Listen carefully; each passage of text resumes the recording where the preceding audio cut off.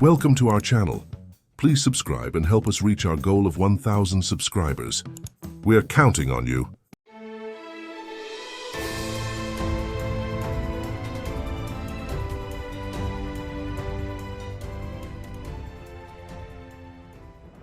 The city never slept. Its skyline glittered with towers of steel and glass, monuments to ambition and greed, lit up like constellations that seemed close enough to touch. Inside those towers, dreams were made, and dreams were destroyed. And at the heart of this restless empire stood a billion-dollar startup that had become the obsession of two men, two young visionaries whose lives had become entangled in a battle for control, for dominance, and for the crown that only one of them could wear. They were not strangers. They had known of each other long before their paths truly crossed. In boardrooms, in whispered conversations between investors, in the frantic buzz of the media, their names were spoken together like two sides of the same coin. They were rivals, destined to clash, drawn into the same orbit by their brilliance and their hunger for success. One of them was ruthless, sharp as a blade, the kind of man who could cut through hesitation with a single glance. He believed in power, in strategy, in winning at any cost. For him, the world was a chessboard, and everyone on it, employees, partners, even friends, was just a piece to be moved. He carried himself with the confidence of someone who had never tasted defeat, and in the glow of city lights, he looked like the very embodiment of victory.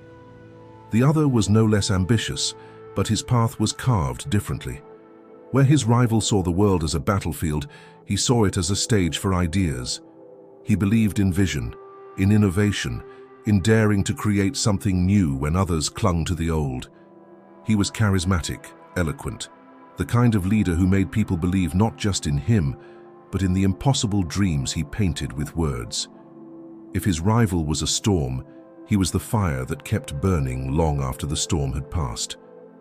And between them stood the startup, a billion-dollar empire in its adolescence, too fragile to survive without strong hands, yet too powerful to be ignored. Investors whispered about the tension, employees divided into camps, headlines speculated about which man would rise and which one would fall. It wasn't just business, it was war. Their meetings were legendary. Boardrooms became arenas where silence held its breath before erupting into heated debates. Every decision was a weapon, every proposal was a strike. When one moved, the other countered. If one secured a deal, the other dismantled it. To outsiders, it looked like brilliance. To those close enough to feel the heat, it was blood sport disguised in tailored suits and polished smiles. But what no one knew, not the board, not the investors, not even the people closest to them, was how much this rivalry consumed them. It wasn't just about the company. It was about proving something deeper. Each man saw in the other a reflection of what he feared, of what he wanted to overcome. Pride was their currency, ego was their fuel, and neither of them could imagine surrender. Yet behind the fire in their eyes there were moments, brief, fleeting, hidden from the world, when even they wondered how much longer they could fight like this. Nights spent staring at the ceiling, asking themselves what victory would truly mean. Mornings when their reflections in the mirror seemed heavier, older, as if the war was stealing more than sleep. But the moment they stepped into the world, all doubts were buried beneath sharp words and sharper smiles. The city loved the drama. It loved the headlines that painted them as titans, gladiators of the modern age. For the public, this was entertainment. For them, it was survival. And yet, fate was not done with them. Because in the middle of this ruthless battle, a detail was waiting unnoticed, quiet as a whisper in a storm, a detail that would unravel everything they thought they knew. That detail was a woman. Not just any woman, but the sister of one rival. A woman whose life had nothing to do with boardrooms, with money, with battles for power. She lived in colors instead of numbers, in canvases instead of contracts. She was everything the corporate world was not, simple, genuine, free. And once her path crossed with one of them, the battle would no longer be confined to profits and deals. It would move into the fragile, dangerous territory of the heart.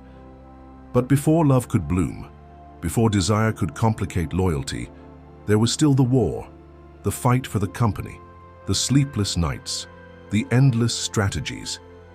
And in this opening chapter of their story, nothing mattered more than victory. Nothing could distract them, not yet, because the battle for power had only just begun. The battle for control of the company had reached a fever pitch. Every headline carried their names. Every investor meeting turned into another round of silent warfare. But life has a strange way of shifting when you least expect it, often not in the grand gestures, but in the quiet, accidental moments that no strategy could ever predict. It was one of those moments, a chance encounter, that would begin to change everything. He had just left a long and suffocating meeting with the board, the kind that drained him not only of energy, but of certainty. He walked through the city streets, his phone buzzing endlessly with emails, his mind still calculating numbers, strategies, and counter-moves. For once, he didn't want to hear another voice telling him about market shares or future expansions. He just wanted silence, so he wandered without direction, allowing his footsteps to carry him through quieter corners of the city, far from the glass towers where power was traded like currency. And it was there, on a street he had never walked before, that he heard it. Music. Not the kind played in concert halls, not the polished perfection of a symphony, but something raw, alive, imperfectly beautiful. It came from the corner of a small square, where a young woman sat with a sketchbook beside her and a violin in her hands. She played as though the world itself were listening, though in truth only a handful of passers-by had paused to notice. Something about her presence struck him. She was not dressed like someone who sought attention, nor did she look as though she cared whether the city approved of her song. She played for herself, for the art, for something invisible that seemed to glow around her. Her eyes were closed, her face calm, and each note carried an honesty he had almost forgotten existed. For the first time in a long while, he stopped. He didn't check his phone. He didn't think about his rival. He simply stood there, watching her, listening. When the last note faded, she opened her eyes and caught him staring. Instead of looking away, he held her gaze, surprised by his own boldness. She smiled, not the rehearsed smile he was so used to in boardrooms, but a simple, genuine smile that seemed to ask nothing of him. "Did you like it?" she asked, her voice soft, carrying just enough curiosity to pull him into conversation. I did," he admitted, almost awkwardly. "It's been a long time since I stopped to listen to music like that." "Then maybe you needed it more than you thought," she replied, closing her violin case gently. They spoke for a few minutes, words flowing with surprising ease. She told him she was an artist, someone who divided her time between painting and music. She didn't ask what he did. Not right away, not like most people. For her, it seemed enough to share that moment without the layers of titles and accomplishments. It was only later, when she mentioned her family in passing, that he realized who she was. The name she spoke struck him like lightning, and suddenly the air between them felt different. She was the sister of his rival. He should have walked away. Every instinct told him it was dangerous. Their families were divided by ambition, by the brutal competition that consumed their lives. To be seen with her could spark rumors, weaken his position, or worse, give his rival an advantage. But something in him resisted the logic that had always guided his choices. Instead of leaving, he stayed. And the more they spoke, the more he saw how different she was from the world he knew. She didn't care about mergers or expansions. She didn't measure success in numbers. To her, success was a painting that captured a fleeting emotion, a song that touched a stranger's heart, a moment shared without pretense. She was the opposite of everything he fought for, and yet, in her presence, he felt something he hadn't felt in years. Peace. As the evening grew darker, she stood to leave. "I should go," she said, gathering her things, "but maybe I'll see you again." He wanted to ask when, where, how, but instead he nodded, letting the mystery linger. For a man who lived by control, by certainty, it was strange to realize that he wanted something uncertain. He watched her disappear into the night, carrying her violin case, unaware of the storm she had left behind in his heart. That night, he didn't think about numbers or strategies before falling asleep. He thought about her smile, her music, the way she made the world feel less heavy, if only for a little while. And though he didn't yet know it, this chance encounter had planted a seed that would grow into a choice far greater than any corporate battle. Because sometimes the fiercest wars are not fought in boardrooms or across contracts. They are fought within the human heart. At first, he told himself it was nothing, just a fleeting moment, a stranger's music on a quiet street. But the mind has its own stubborn way of holding on to what the heart secretly craves, and the more he tried to dismiss her, the more she returned to him. In the silence between meetings, in the empty glass reflections of his office late at night, in the quiet spaces where ambition could no longer drown thought. He hadn't expected to see her again, yet life or fate seemed determined to prove otherwise. It was at an art gallery of all places, not the kind filled with expensive collections bought more for status than for meaning, but a small independent exhibition tucked away in a corner of the city. He had been dragged there by a colleague who insisted it would be good for his image to be seen supporting the local scene. He walked in half distracted, already rehearsing the polite nods and empty compliments he would need to survive the evening. But then he saw her. She was standing near a painting, her hair tied loosely, her hands lightly stained with the faintest trace of paint, as though she had been working on something just hours earlier. Her expression was calm, yet her eyes sparkled with a quiet intensity as she explained the piece to an older couple who listened intently. For a moment, he simply watched her. The world faded, the murmurs of guests, the clinking of glasses, the low hum of music, all of it dissolved until there was only her. She wasn't just observing the art, she was part of it. The canvas came alive because she breathed meaning into it, and in that instant, he realized something he had refused to admit. He was drawn to her. Their eyes met across the room. She smiled, the same unguarded smile he remembered from the street corner. It was disarming, stripping away the armor he wore every day. Before he knew it, his feet carried him toward her. "You again," she teased lightly when he reached her side. "Maybe fate is trying to prove a point," he said, surprising himself with the ease of his words. "Or maybe you're following me," she laughed. "I could say the same about you." The banter flowed effortlessly, as though they had known each other longer than a handful of encounters. She introduced him to her work, explaining not just the technique, but the emotions behind each brushstroke. She spoke of colors as though they had voices, of light as though it carried secrets. And he listened, not politely, not out of obligation, but with genuine interest. For once, he wasn't calculating an outcome.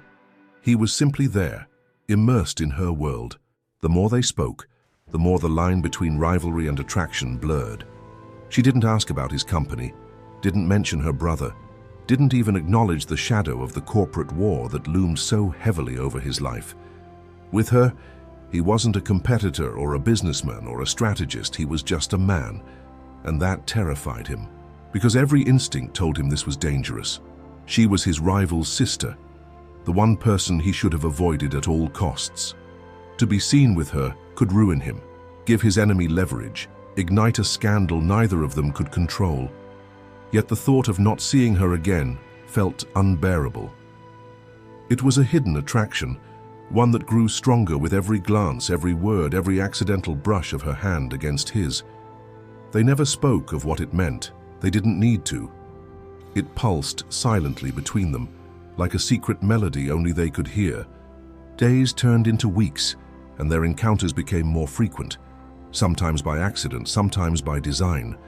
A shared coffee on a rainy afternoon, a walk through the park when the city seemed to breathe slower, a late-night phone call that started with a casual question and ended hours later, with both reluctant to hang up. Each moment chipped away at the walls he had built around himself.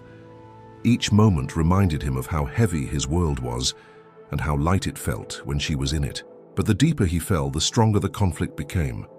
At night, lying awake, he would hear the echo of his rival's voice, the memory of every battle fought in boardrooms, every word laced with contempt. How could he allow himself to love the one person tied so closely to the man who wanted to see him destroyed? And yet, how could he stop? One evening, as they sat together by the river, watching the city lights ripple across the water, he finally allowed himself to voice the truth. "You know this is dangerous," he said quietly. "I know," she whispered. "Your brother would never forgive it." My world would never accept it. Maybe the world doesn't have to decide everything for us. He turned to look at her, her face illuminated by the glow of the city, her eyes steady, unwavering. In that moment he knew she was braver than him, not because she didn't see the risks, but because she chose to face them anyway. The attraction was no longer hidden. It was real, undeniable, and growing stronger by the day. And though neither of them said the word out loud, they both knew what it was. It was love, fragile and dangerous, blooming in the shadows of rivalry and ambition. And once love takes root, it does not let go easily. The war for the company had not slowed. If anything, it had grown fiercer, more relentless. Investors demanded progress. Employees whispered loyalties in hushed corners, and the media fanned the flames of rivalry with every headline.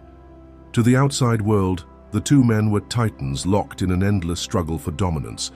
But inside, behind the boardroom doors and the press conferences, something far more complicated was unraveling.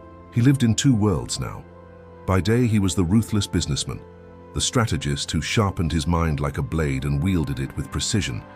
Every meeting was a battlefield, every negotiation a war. He wore his armor in the form of crisp suits, confident smiles, and cold determination. But by night, or in the quiet, stolen hours that he could keep hidden, he was someone else. With her, he was not a rival. He was not a businessman. He was simply a man who longed for peace, for laughter, for a kind of freedom he had never known. It was a double life, and it tore at him. He would sit across from her brother at the negotiation table, their words sharp, their strategies merciless, their rivalry burning hotter than ever. And yet only hours later, he would find himself with her, her hand in his, her voice soothing the weight he carried, her presence reminding him of the man he could be if only he dared to choose differently. The contrast was unbearable. At times he told himself he could balance both, that he could fight in the boardroom by day and love her by night, as though they were two separate lives stitched together. But the seams were beginning to tear. Secrets could not remain hidden forever, and each day the risk grew larger. One evening she confronted him gently, her voice steady but filled with the quiet strength he had come to admire. "You can't keep living like this," she said. He looked at her, his heart aching. "I don't know how to stop." "You're fighting him with everything you have, but at the same time, you're here with me. Don't you see the contradiction?" "Of course I see it," he said, his voice breaking under the weight of his own admission. "But what choice do I have? If I step back, I lose everything I've worked for. If I let go, he wins. And if you keep fighting like this," she whispered, "you'll lose yourself." Her words cut deeper than any business loss ever could, because she was right. He had built his life on ambition, on the belief that victory was everything. But lately, he found himself questioning what victory even meant. Was it owning a company? Was it proving his rival wrong? Or was it something simpler? Something as fragile and powerful as the way she made him feel? In her eyes, he saw a reflection of the man he wanted to be, not the man the world demanded of him. And that realization terrified him, because it meant the life he had built might not be the life he truly wanted. But still, the war pressed on. Meetings stretched late into the night, strategies grew ruthless, and with every step he took toward victory, he felt himself drifting further from the woman who had shown him what peace could look like. There were nights when he chose the business, and nights when he chose her, but never both, and each choice left him torn, incomplete, as though no matter what he did, something vital slipped through his fingers. The breaking point came in the form of betrayal, not from her but from within the company itself. A leaked deal, a fractured partnership, a scandal that threatened to topple everything. His rival pounced on it, using it as ammunition, and suddenly, the empire he had fought so hard to protect felt as though it were crumbling. In that chaos, he turned to her. Not for answers, not for strategy, but for solace. And for the first time, he confessed the truth aloud. "I don't know who I am anymore," he admitted, his voice raw. "I thought this company was everything. I thought winning was everything. But when I'm with you, none of that matters, and when I'm not with you, nothing else feels real." She touched his face gently, her eyes full of compassion. "Then maybe it's time to decide what's truly worth fighting for. Between business and heart, between ambition and love, He stood at a crossroads, and though he didn't yet know which path he would take, he knew one thing with certainty. Whichever choice he made, it would change everything. Because in the end, the war he fought in the boardroom was nothing compared to the war he fought within himself. And the heart, once awakened, is a rival no man can ever truly defeat. The storm had been building for months, gathering strength in silence, waiting for the moment when everything would finally collide. Rivalries can survive on tension, on whispers, on silent battles fought behind closed doors, but not forever. At some point, all masks fall. At some point, all truths demand to be spoken. And for him, that moment came suddenly, like lightning splitting the sky. It began with whispers of betrayal, a deal sabotaged. Investors swayed overnight, secrets leaked to the press. The company he had fought for so relentlessly was shaking under his feet, its foundations crumbling in ways he could not explain. He traced the moves, analyzed every shift, until the truth was undeniable. His rival had struck. It was no longer strategy. It was war without disguise. Meetings turned explosive, voices rising, threats lingering in the air like smoke after fire. The board grew restless, the employees anxious, and the media devoured every headline, painting the rivalry as entertainment while ignoring the very real destruction it left in its wake. But behind the chaos of the business, another truth weighed heavier on him. Her. The more the rivalry consumed him, the more fragile their stolen moments became. At first, their love had been a secret refuge, a place where the world couldn't touch them. But secrets have sharp edges, and the walls began to close in. Questions surfaced. Where had he been? Why was he distracted? What did he have to hide? Her brother grew suspicious, sensing something in her eyes, in her silence. And then came the night everything shattered. They met in the quiet of her small studio, the air filled with the faint smell of paint and the lingering echoes of music. She was waiting for him, her expression torn between longing and fear. "You're late," she whispered, though her tone carried more worry than accusation. "I know," he sighed, running a hand through his hair. "There's chaos at the company. He's coming at me from every angle." Her eyes softened with compassion, but there was a question hidden in them, one that weighed heavier than any corporate battle. "And us?" she asked quietly. "Where do we fit into all of this?" He froze. The question he had been avoiding for weeks now stood between them, sharp and unyielding. "I'm trying," he said finally, his voice raw. "I'm trying to hold everything together, to win, to protect what I've built, to be with you. But it feels like I'm being torn apart." She stepped closer, her hands trembling slightly as they touched his. "I don't need you to win," she whispered. "I don't need you to be perfect. I just need you to choose. Do you want this? Us? Or do you want the war?" Her words struck him harder than any blow his rival had ever dealt, because for the first time he realized he couldn't have both. The battle for the company and the love he had found, they were on a collision course, and soon one would destroy the other. But before he could answer, the door burst open. Her brother stood there, eyes blazing, betrayal written across his face. The silence that followed was unbearable. His rival's gaze flicked from him to her, and in that moment, everything was laid bare. The hidden attraction, the secret meetings, the love that had grown in the shadows, it was all exposed. "You," her brother spat, his voice laced with fury. "All this time, while you were stabbing me in the back in business, you were stealing from me here too?" "It's not like that," he tried to explain, but the words died in his throat. Her brother's fists clenched, his voice shaking with rage. "You think you can take everything from me, my company, my investors, and now my family. You're nothing but a parasite." She stepped forward, her voice breaking. "Stop. This isn't about betrayal. This isn't about business. I love him." The room froze. The word hung in the air like a dagger. Her brother's face twisted in disbelief, then pain. "You love him?" She nodded, tears in her eyes. And just like that, the war that had once been about numbers and contracts became something far more personal. Lines were drawn, not just in business, but in blood. The rivalry was no longer confined to boardrooms. It had invaded their hearts, their family, their very sense of loyalty. That night ended with silence, but it was the kind of silence that screams louder than words. He left the studio knowing the fragile balance they had tried to keep was broken. The secret was out, and there was no going back. The breaking point had come. From here there would be no middle ground. The battle would either end in total destruction or in a sacrifice neither of them was ready to face. And as the city lights flickered outside, he realized the truth.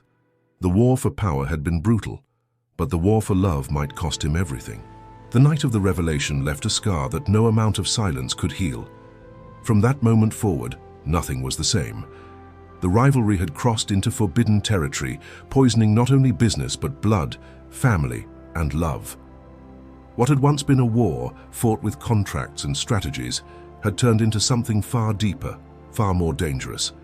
Her brother no longer fought with cold calculation.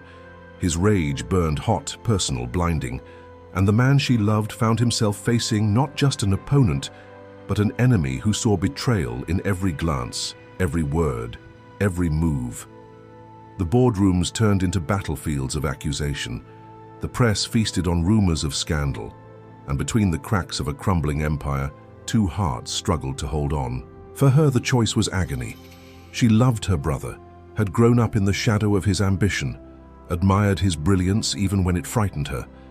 But she also loved the man he hated, the rival who had stolen his sleep, his peace, and in his eyes, his dignity.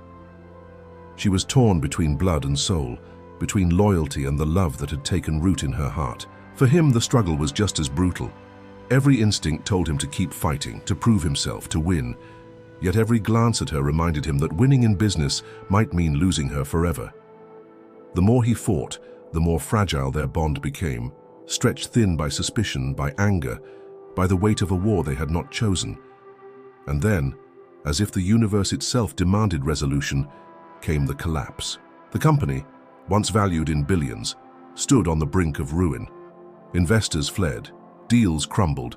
The press painted the startup not as a success story, but as a tragedy of pride and rivalry. Both men faced destruction, not just of their careers, but of everything they had built, everything they had sacrificed for. It was in the ruins of that chaos that love demanded an answer. One night, they met again, not in secret, not in stolen moments, but openly, with nothing left to hide. She stood before him, her eyes filled with both love and pain. "This can't go on," she whispered. "The company is falling apart. My brother is consumed by hatred, and you're tearing yourself apart between what you think you must be and who you truly are. You have to decide, not just for the business, for us." He stared at her, the weight of years pressing down. For so long, ambition had been his compass. But as he looked at her, he realized ambition had given him nothing but loneliness, war, and sleepless nights. She, on the other hand, had given him peace. She had given him something no amount of power could buy: herself, her heart, her love. And so, for the first time in his life, he chose differently. The next morning, at a press conference that stunned the city, he announced his withdrawal. He would no longer fight for control of the company. He would walk away, not in defeat, but in liberation. The room erupted with questions, with shock, with speculation. But for him, the noise was nothing compared to the silence he felt within, the silence of finally laying down his weapons. Her brother, furious and bewildered, confronted him afterward. Why would you give up now when you fought this long?" "Because winning isn't everything," he answered calmly. "Not if it costs me her, not if it costs me myself." It was not forgiveness. The rivalry did not vanish in a single conversation. Wounds remained, raw and deep. But in that moment, something shifted.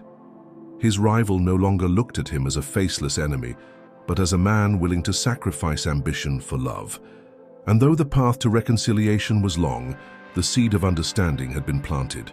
With time, the company rebuilt, not as a prize to be won, but as a legacy shared differently. The world moved on, the headlines faded, and the storm that had consumed them slowly passed. But love remained. Free from secrecy, free from the weight of betrayal, their relationship blossomed. They no longer lived in shadows. They no longer spoke in whispers. They walked together in the open, their hands intertwined, their laughter echoing, not as a defiance of rivalry, but as proof that love could exist even in the unlikeliest of places. And though the scars of the battle would never fully fade, they carried them as reminders, not of what they had lost, but of what they had found. For in the end, it was not victory that defined them. It was not wealth or power or even reputation. It was love, fragile, defiant, beautiful love that rose above rivalry, above ambition, above the ruins of what had once seemed so important. Love beyond rivalry. The kind of love that changes everything.